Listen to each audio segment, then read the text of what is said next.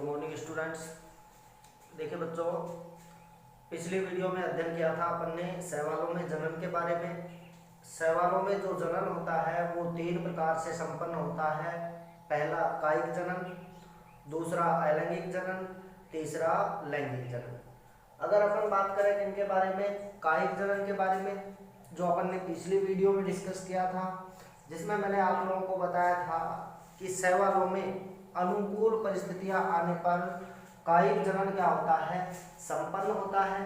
जिनकी प्रमुख विधियों के बारे में अपन ने क्या किया था, अध्ययन किया था। प्रमुख विधियों की अगर अपन बात करना चाहें तो जैसे अपने पास में कोशिका विभाजन द्वारा कायिक जनन, कॉलोनी विभाजन द्वारा कायिक जनन, इसके अलावा हार्मोगोन्स द्वारा, हार्मोस्पोर्स द्वारा, मुकुलन द्वारा, पत्र प्रकलिकाओं द्वारा कायिक जनन क्या हो रहा था, संपन्न हो रहा था। उसी प्रकार से आज अपन बात करते हैं किसके बारे में, अलैंगिक जनन के बारे में। शैवालों में जो अलैंगिक जनन होता है वो सदैव कैसी परिस्थितियों में संपन्न होता है, अनुकूल परिस्थितियों में क्या होता है, संपन्न होता है। अगर अनुकूल परिस्थितियों की अपन बात करना चाहें तो शैवालों को उचित मात्रा में क्या मिले, पोषण मिले। इसके अलावा उचित मात्रा में शैवालों को क्या मिले, ताप मिले। इसके अलावा उचित मात्रा में शैवालों को क्या मिले, प्रकाश मिले। तो कौन सी विधि द्वारा, अलैंगिक जनन विधि द्वारा ये जनन क्या करते हैं, संपन्न करते हैं। इसके अलावा अलैंगिक जनन के दौरान शैवालों में किनका निर्माण होता है, बीजाणुओं का निर्माण होता है। किनका निर्माण होता है, बीजाणुओं का निर्माण होता है। और जब ये बीजाणु क्या हो जाते हैं, परिपक्व हो जाते हैं और शैवालीय पादप से अलग हो जाते हैं तो नए शैवालीय पादप का क्या कर लेते हैं, निर्माण कर लेते हैं। इसके अलावा कायिक जनन और अलैंगिक जनन में मैंने एक आप लोगों को बेसिक डिफरेंस बताया था। शैवालों में जो कायिक जनन होता है उसके दौरान क्या होता है, इनके दौरान कुछ प्रमुख संरचनाएं क्या होती है, विकसित होती हैं। कुछ प्रमुख विधियां होती हैं जिनके द्वारा नए शैवालीय पादप का क्या हो रहा था, निर्माण हो रहा था। जबकि जो अलैंगिक जनन होता है इनकी कोशिकाओं के जीव द्रव्य में कायाकल्प परिवर्तन होता है। जीव द्रव्य में परिवर्तन से किनका निर्माण होता है, बीजाणुधानियों का। बीजाणुधानियों में क्या बनते हैं, बीजाणु, और इन बीजाणुओं के अंकुरण से फिर नए शैवालीय पादप का क्या होता है, निर्माण होता है। इसके अलावा इनमें जो बीजाणु बनते हैं वो गतिहीन भी हो सकते हैं एवं गतिशील भी हो सकते हैं। अगर गतिशील होते हैं तो उन बीजाणुओं को अपन चल बीजाणु कहते हैं। इसके अलावा अगर गतिहीन होते हैं तो उन्हें अपन क्या कहते हैं, अचल बीजाणु कहते हैं। ठीक है बेटा, शैवालों में संरचना एवं कार्य के आधार पर कुछ प्रमुख बीजाणु बताए गए हैं। इन बीजाणुओं के द्वारा अलैंगिक जनन की प्रक्रिया क्या होती है, संपन्न होती है। सबसे पहले बात करते हैं अपन किसके बारे में, चल बीजाणु के बारे में। देखिए बेटा, अगर चल बीजाणु की बात करें अपन तो इनका जो अलैंगिक जनन होता है उसमें सर्वोत्तम प्रचलित जो विधि होती है अलैंगिक जनन की वो किनके द्वारा संपन्न होती है, चल बीजाणुओं के द्वारा क्या होती है, संपन्न होती है। इसके अलावा इनमें जो चल बीजाणु होते हैं उनका निर्माण कहाँ पर होता है बेटा, चल बीजाणुधानी में। कहाँ पर होता है, चल बीजाणुधानी में इनका क्या होता है, निर्माण होता है। और ये बीजाणु होते हैं, इनका आकार कैसा होता है, गोलाकार। लगभग कैसा होता है बेटा, गोलाकार होता है। इसके अलावा कैसा होता है, अंडाकार होता है। इन बीजाणुओं के ऊपर किनका निर्माण पाया जाता है, किनका विकास पाया जाता है, कशाभिकाओं का विकास पाया जाता है। इन कशाभिकाओं की उपस्थिति की वजह से ही ये जो शैवाल होते हैं कैसे होते हैं, गतिशील होते हैं। या कि ये जो बीजाणु बनते हैं वो कैसे होते हैं बेटा, गतिशील होते हैं।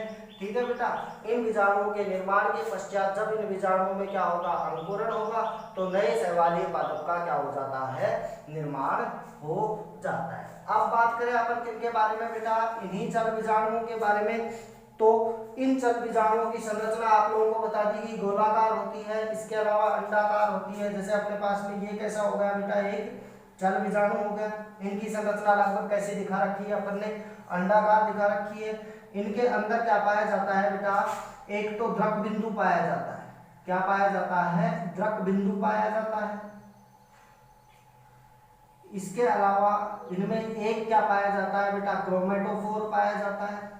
क्या पाया जाता है, क्रोमेटोफोर। इसके अलावा काफी अधिक मात्रा में क्या भरा हुआ पाया जाता है, जीव द्रव्य भरा हुआ पाया जाता है। और ऊपर किनका निर्माण होता है बेटा, कशाभिकाओं का निर्माण होता है, जो इन्हें गति प्रदान करने का क्या करती हैं, कार्य करती है। तो जल बीजाणु की संरचना गोलाकार एवं अंडाकार होती है, जिनमें काफी अधिक मात्रा में जीव द्रव्य, एक द्रक बिंदु, इसके अलावा एक क्या पाया जाता है, क्रोमेटोफोर पाया जाता है। और इनके शीर्ष भाग पर या फिर पृष्ठ भाग पर या फिर कंप्लीट सतह के ऊपर, पूरी सतह के ऊपर क्या पाई जाती है, कशाभिका पाई जाती है। इन कशाभिकाओं की उपस्थिति के कारण ही ये कैसे होते हैं, गतिशील होते हैं। इसके अलावा जो जल बीजाणु होते हैं, जैसे अगर अपन बात करें क्लैमाइडोमोनास शैवाल के बारे में, तो जो क्लैमाइडोमोनास शैवाल होता है उनमें दो समान प्रकार की क्या पाई जाती है, कशाभिकाएं पाई जाती है। इसके अलावा बात करें अपन यूलोथ्रिक्स के बारे में, तो उनमें चार क्या पाई जाती है, समान प्रकार की कशाभिकाएं पाई जाती है। इस प्रकार से अपन कह सकते हैं कि प्रकृति में जितने भी शैवाल पाए जाते हैं जिनमें अलैंगिक जनन द्वारा जल बीजाणुओं का क्या होता है, निर्माण होता है, उनमें किसी में दो कशाभिकाएं पाई जाती है, किसी में चार पाई जाती है। इसके अलावा कुछ शैवाल ऐसे भी होते हैं जिनकी कंप्लीट सतह के ऊपर क्या पाई जाती है, कशाभिका पाई जाती है। इसके अलावा ये जो जल बीजाणु है इनका निर्माण कहाँ पर हुआ, चल बीजाणुधानी में हुआ। चल बीजाणुधानी में किनका निर्माण हुआ है, चल बीजाणुओं का निर्माण हुआ है। अगर चल बीजाणुओं का निर्माण अर्धसूत्री विभाजन द्वारा होता है तो ये जो बीजाणु होते हैं वो क्या कहलाते हैं, मियोस्पोर। क्या कहलाते हैं, मियोस्पोर कहलाते हैं। अगर जल बीजाणुधानी में समसूत्री विभाजन या फिर माइटोसिस होता है तो इन्हें अपन क्या कहते हैं बेटा, माइटोस्पोर कहते हैं। क्या कहते हैं, माइटोस्पोर कहते हैं। ठीक है बेटा, बात समझ में आई। जो अपने पास में चल बीजाणुधानी होगी उनमें अर्धसूत्री विभाजन द्वारा चल बीजाणुओं का निर्माण हो रहा है तो वो बीजाणु क्या कहलाते हैं, मियोस्पोर। अगर उनमें समसूत्री विभाजन द्वारा या फिर माइटोसिस द्वारा चल बीजाणुओं का निर्माण हो रहा है तो वो क्या कहलाते हैं, माइटोस्पोर कहलाते हैं। इसके अलावा एक शैवाल है अपने पास में एक्टोकार्पस। एक्टोकार्पस की अगर अपन बात करना चाहें तो उनमें दोनों ही प्रकार के चल बीजाणुओं का क्या होता है, निर्माण होता है। एक तो कौन सा होगा बेटा, मियोस्पोर, इसके अलावा दूसरा कौन सा होगा, माइटोस्पोर। इनमें जो बीजाणुधानी बनती है वो दो प्रकार की होती है, एक तो एक कोष्ठीय बीजाणुधानी, इसके अलावा दूसरी होती है बहुकोष्ठीय बीजाणुधानी। एक कोष्ठीय जो बीजाणुधानी होती है उनमें मियोस्पोर का निर्माण होता है, जबकि बहुकोष्ठीय बीजाणुधानी होती है उनमें माइटोस्पोर का क्या होता है, निर्माण होता है। वैसे सामान्यतः है शैवालों में एक ही प्रकार के बीजाणुओं का क्या होता है, निर्माण होता है। अगली बात आती है किसके बारे में, अचल बीजाणुओं के बारे में। किनके बारे में, अचल बीजाणुओं के बारे में। ये बिल्कुल चल बीजाणुओं के क्या होते हैं, विपरीत होते हैं। इनकी संरचना भी कैसी होती है, लगभग गोलाकार या फिर अंडाकार होती है, लेकिन इनके चारों तरफ या फिर शीर्ष भाग पर कशाभिकाओं का क्या पाया जाता है, अभाव पाया जाता है। इस अभाव की वजह से ही इन बीजाणुओं को अपन क्या कहते हैं, अचल बीजाणु कहते हैं। इसके अलावा ये जो अचल बीजाणु हो गए इनके चारों तरफ क्या पाई जाती है बेटा, पतली भित्ति भी पाई जाती है। अगली बात आती है किनके बारे में बेटा, जनकाभ बीजाणु के बारे में। किनके बारे में, जनकाभ बीजाणु के बारे में। ये जो जनकाभ बीजाणु होते हैं ये कैसे होते हैं बेटा, अचल प्रकार के। कैसे होते हैं, अचल प्रकार के, मतलब इनके ऊपर भी कशाभिकाएं नहीं पाई जाती। अब आप लोग कहेंगे कि सर जो अचल बीजाणु होते हैं और जो जनकाभ बीजाणु होते हैं वो अचल बीजाणु के समान ही जनकाभ बीजाणु होते हैं, इनके अंतर्गत डिफरेंस क्या होता है, तो इनमें एक डिफरेंस होता है, जो जनकाभ बीजाणु होते हैं वो अचल बीजाणु से क्या होते हैं, आकार में छोटे होते हैं, इसके अलावा संख्या में भी क्या होते हैं, अधिक होते हैं। तो जो जनकाभ बीजाणु है जिन्हें अपन क्या कहते हैं बेटा, ओटोस्पोर कहते हैं, वो बिल्कुल किनके समकक्ष माने गए हैं, अचल बीजाणुओं के समकक्ष माने गए हैं। इनके ऊपर भी कशाभिकाओं का अभाव पाया जाता है। ये भी कैसे होते हैं बेटा, अचल प्रकार के, लेकिन अचल बीजाणु से आकार में कैसे होते हैं, छोटे होते हैं। अगली बात आती है किनके बारे में बेटा, सुप्त बीजाणुओं के बारे में। ये जो तीन बीजाणु थे अपने पास में, चल बीजाणु, इसके अलावा अचल बीजाणु, इसके अलावा तीसरा कौन सा हो गया बेटा, जनकाभ बीजाणु। ये सामान्यतः अनुकूल परिस्थितियों में इनका क्या होता है, निर्माण होता है। इसके अलावा अगली बात आती है कौन से बीजाणु के बारे में, सुप्त बीजाणु के बारे में। किनके बारे में, सुप्त बीजाणु के बारे में, हिप्नोस्पोर के बारे में। ये जो सुप्त बीजाणु होते हैं इनका निर्माण कहाँ पर होता है, सुप्त बीजाणु धानी में। शैवालों के ऊपर किनका निर्माण होता है, सुप्त बीजाणु धानियों का निर्माण होता है। उन सुप्त बीजाणु धानियों में किनका विकास होता है बेटा, सुप्त बीजाणुओं का क्या होता है, इस विकास होता है। अब सुप्त बीजाणुओं की संरचना की बात करें तो ये जो सुप्त बीजाणु होते हैं आकार में कैसे होते हैं बेटा, गोलाकार। आकार में कैसे होते हैं, गोलाकार। लेकिन इनकी चारों तरफ की जो भित्ति पाई जाती है वो कैसी होती है, मोटी होती है। इनकी चारों तरफ जो भित्ति पाई जाती है वो कैसी होती है, मोटी होती है। मोटी किस वजह से होती है, क्योंकि शैवालों में सुप्त बीजाणुओं का निर्माण कब होता है, प्रतिकूल परिस्थितियों में होता है। जब शैवाल अनुकूल परिस्थितियों में होता है तो कौन से बनते हैं बेटा, चल बीजाणु, अचल बीजाणु, इसके अलावा जनकाभ बीजाणु। लेकिन जब शैवालों के लिए प्रतिकूल स्थितियां उत्पन्न होती है तो किनका निर्माण होता है, सुप्त बीजाणु का, अकाइनीट का, पामेला अवस्था का, ओक्सोस्पोर का। इन बीजाणुओं का क्या होता है, निर्माण होता है।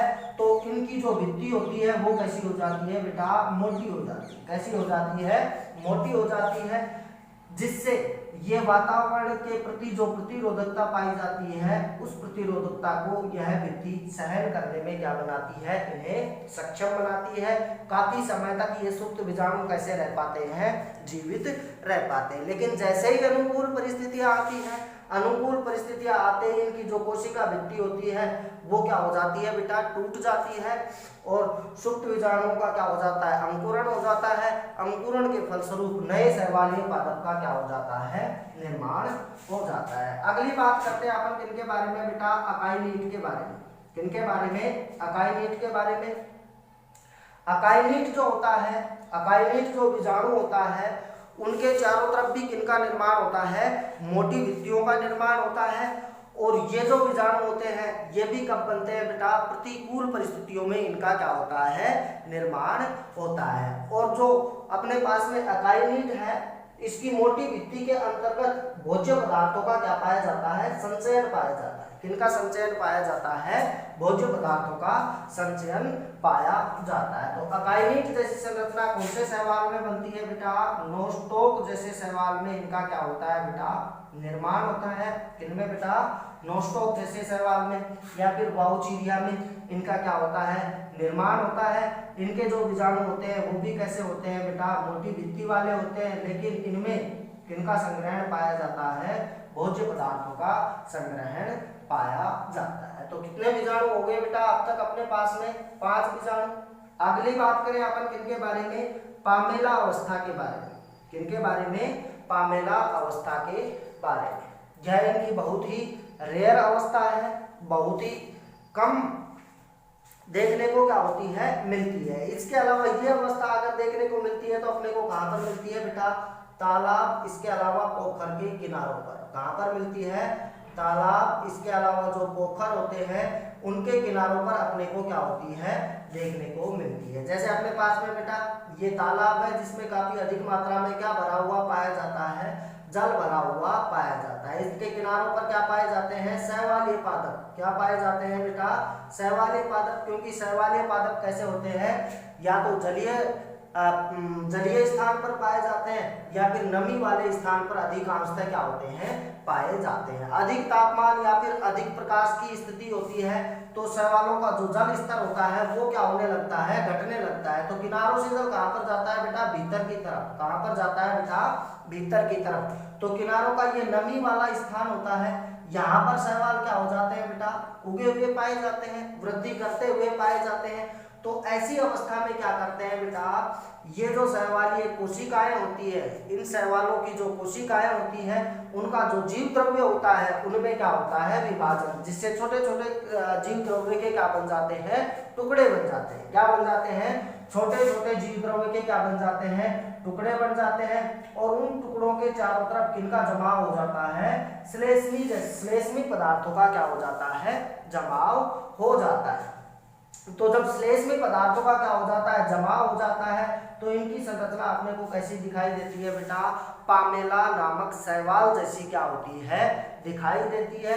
इस वजह से इनकी अवस्था को अपन क्या कहते हैं, पामेला अवस्था कहते हैं। फिर से देखना एक बार, अगर अपन बात करें किसके बारे में, पामेला अवस्था के बारे में, तो शैवाल अधिकांशतः जलीय या फिर कैसे होते हैं बेटा, नमी युक्त स्थानों पर कैसे होते हैं, वृद्धि करते हुए पाए जाते हैं। लेकिन वे शैवाल जो तालाब एवं पोखर के किनारों पर पाए जाते हैं, अधिक तापमान की स्थिति में तालाब एवं पोखर का जल स्तर क्या होता है बेटा, गिरने लगता है, जिससे जो शैवाल होते हैं वो नमी युक्त स्थान पर ही कैसे होते हैं, वृद्धि करते हुए पाए जाते हैं। उन शैवालों की जो कोशिकाएं होती है, उनके अंतर्गत उपस्थित जो जीव द्रव्य होता है, उनमें क्या होता है बेटा, विभाजन होता है। मतलब जीव द्रव्य क्या हो जाते हैं बेटा, छोटे छोटे टुकड़ों में क्या हो जाते हैं, बट जाते हैं, जिनके चारों तरफ किनका जमाव हो जाता है, श्लेष्मा का जमाव हो जाता है। किनका जमाव हो जाता है, श्लेष्मा का, जिसे अपन क्या बोलते हैं बेटा, श्लेष्मीकरण बोलते हैं। क्या बोलते हैं, श्लेष्मीकरण। और जब तापमान कम हो जाएगा या फिर तालाब में पोखर में और नया जल, अधिक जल आने लगेगा, तो क्या होता है बेटा, ये श्लेष्मा हट जाता है और नए शैवालीय पादप का वहां पर क्या हो जाता है, निर्माण हो जाता है। जब इनके जीव द्रव्य के चारों तरफ श्लेष्मा फैलता है तो इनकी संरचना अपने को पामेला नामक शैवाल की जैसी क्या होती है, दिखाई देती है। इस वजह से इनकी यह अवस्था क्या कहलाती है, पामेला अवस्था कहलाती है। इसके बाद में आता है बेटा ऑक्सोस्पोर के बारे में। किनके बारे में, ऑक्सोस्पोर के बारे में। ये जो ऑक्सोस्पोर होते हैं, इनका जो निर्माण होता है वो किनके द्वारा होता है, बीजाणु मात्र कोशिकाओं से। किनसे होता है बेटा, बीजाणु मात्र कोशिकाओं से इनका क्या होता है, निर्माण होता है। ठीक है बेटा। इसके अलावा ऑक्सोस्पोर का जो निर्माण होता है बैसिलेरियोफाइसी समूह के सदस्यों में पाया जाता है। जब ये ऑक्सोस्पोर पादप से क्या हो जाते हैं बेटा, अलग हो जाते हैं और इन्हें अनुकूल परिस्थितियां मिलती है, तो अंकुरित होकर के नए पादप का क्या कर लेते हैं, निर्माण कर लेते हैं। अगली बात आती है किनके बारे में बेटा, एंडोस्पोर के बारे में। किनके बारे में, एंडोस्पोर के बारे में। जो एंडोस्पोर होते हैं उनका निर्माण साइनोफाइसी वर्ग के सदस्यों में देखने को मिलता है। ये जो एंडोस्पोर होते हैं इनकी संरचना भी किनके समान होती है, अचल बीजाणुओं के समान होती है। मतलब कैसे होते हैं, गतिहीन होते हैं। इसके अलावा इनके चारों तरफ किनका निर्माण हो जाता है, मोटी भित्ति का निर्माण हो जाता है, जो इन्हें प्रतिकूल परिस्थितियों को सहन करने की क्या करती है, क्षमता प्रदान करने का क्या करती है, कार्य करती है। लेकिन जब अनुकूल परिस्थितियां आती है तो यह पादप, यह बीजाणु अंकुरित होकर के नए पादप का क्या कर लेता है, निर्माण कर लेता है। तो ये बात होगी किनके बारे में बेटा, एंडोस्पोर के बारे में। किनके बारे में, एंडोस्पोर के बारे में। ये भी कैसे होते हैं, मोटी भित्ति वाले बीजाणु होते हैं। अगली बात आती है किनके बारे में बेटा, कार्पोस्पोर के बारे में। किनके बारे में, कार्पोस्पोर के बारे में। ये जो कार्पोस्पोर होते हैं इनका जो निर्माण होता है या फिर इनका जो विकास होता है वो कहां पर होता है, कार्पोगोनियम में। कहां पर होता है, कार्पोगोनियम में होता है। कार्पोगोनियम में इनकी जो सहायक कोशिकाएं पाई जाती हैं, किनकी, कार्पोगोनियम की, या फिर गोनिमोब्लास्ट जो सेल्स पाई जाती है, उन सेल्स के द्वारा किनका निर्माण होता है, कार्पोस्पोर का निर्माण होता है। जब ये शैवालीय पादप से क्या हो जाते हैं, अलग हो जाते हैं, तो अंकुरित होकर के नए पादप का क्या कर लेते हैं, निर्माण कर लेते हैं। तो ये बात हो गई किनके बारे में बेटा, कार्पोस्पोर के बारे में। इसके अलावा अगली बात आती है किनके बारे में बेटा, बहिर्बीजाणु के बारे में। किनके बारे में बेटा, बहिर्बीजाणु के बारे में। इनका संबंध किनसे है बेटा, अचल बीजाणुओं से। किनसे बेटा, अचल बीजाणुओं से। कई बार क्या होता है कि जो अचल बीजाणु धानी होती है वो समय से पहले ही क्या हो जाती है बेटा, उनकी बाहरी भित्ति टूट जाती है। क्या हो जाती है, बाहरी भित्ति टूट जाती है किनकी, अचल बीजाणु धानी की, जिससे इनका जीव द्रव्य क्या हो जाता है, बाहर आ जाता है। कहाँ आ जाता है बेटा, बाहर हो जाता है, आ जाता है, और पादप के ऊपर क्या हो जाता है, गिर जाता है। वहां पर जो संरचना बनती है, गोलाकार संरचना बनती है, वो क्या कहलाती है बेटा, बहिर्बीजाणु कहलाती है। क्या कहलाती है, बहिर्बीजाणु कहलाती है। और ये बहिर्बीजाणु जब इन्हें अनुकूल परिस्थितियां प्राप्त होंगी तो नए सहवालीय पादप का क्या कर लेते हैं, निर्माण कर लेते हैं। ठीक है बेटा, ये किनकी बात होगी, बहिर्बीजाणु की। अगली बात आती है किनके बारे में बेटा, संतति कॉलोनी के बारे में। किनके बारे में, संतति कॉलोनी के बारे में। बेटा मैंने आप लोगों को बताया था कॉलोनी एवं सैमंडल के बारे में। कॉलोनी की अगर अपन बात करना चाहें तो काफी सारे जो एक कोशिकीय शैवाल होते हैं एक समूह में क्या हो जाते हैं, एकत्रित हो जाते हैं। तो जो संरचना अपने पास में बनती है वह संरचना क्या कहलाती है, कॉलोनी कहलाती है। कॉलोनी में जो भी एक कोशिकीय शैवाल पाए जाते हैं उनकी संख्या कैसी होती है, अनिश्चित होती है। जबकि अगर अपन बात करना चाहें समंडल के बारे में, वही एक कोशिकीय बहुकोशिकीय शैवालों की कोशिकाओं का क्या पाया जाता है, समूह पाया जाता है। लेकिन इनकी जो कोशिकाएं होती हैं वो कैसी होती है, निश्चित होती है। और जो समंडल होता है उनमें क्या पाई जाती है, कोशिकाओं की विशिष्ट ध्रुवता पाई जाती है। अगर 500 सेल्स पाई जाती है समूह के रूप में तो 500 सेल्स ही होंगी। अगर किसी कारणवश एक सेल क्या हो जाती है, डेड हो जाती है, मृत हो जाती है, तो उनके स्थान पर कोई दूसरे शैवालीय कोशिका आकर के क्या हो जाती है, प्रतिस्थापित हो जाती है। देखिए बेटा संतति कॉलोनी के बारे में, जब कॉलोनी का आकार क्या हो जाता है बेटा, बढ़ जाता है। इसका आकार बढ़ जाता है, कॉलोनी का आकार बढ़ जाता है। जैसे अपने पास में ये शैवालीय कोशिकाएं एक समूह के रूप में क्या हो रही है बेटा, पाई जा रही है। जब इसका आकार क्या हो जाएगा बेटा, बड़ा हो जाएगा, काफी क्या हो जाएगा, बड़ा हो जाएगा। तो इनके अंतर्गत जो कोशिकाएं हैं वो छोटी छोटी कॉलोनियों का क्या कर लेती हैं, निर्माण कर लेती है। इन छोटी छोटी कॉलोनियों को अपन क्या कहते हैं, संतति कॉलोनी। क्या कह देते हैं बेटा, संतति कॉलोनी कह देते हैं। जब ये कॉलोनी इस जनक कॉलोनी से क्या हो जाती है बेटा, मुक्त हो जाती है, तो नए शैवालीय पादप का क्या कर सकती हैं, निर्माण कर सकती हैं। इस प्रकार का जो कॉलोनी का निर्माण होता है वो किनमें होता है, वोल्वोक्स, इसके अलावा यूडोराइना में होता है। तो ये किनकी बात होगी बेटा, अलैंगिक जनन के बारे में, जो कितने बीजाणुओं द्वारा लगभग आप लोगों को 11 बताए गए हैं।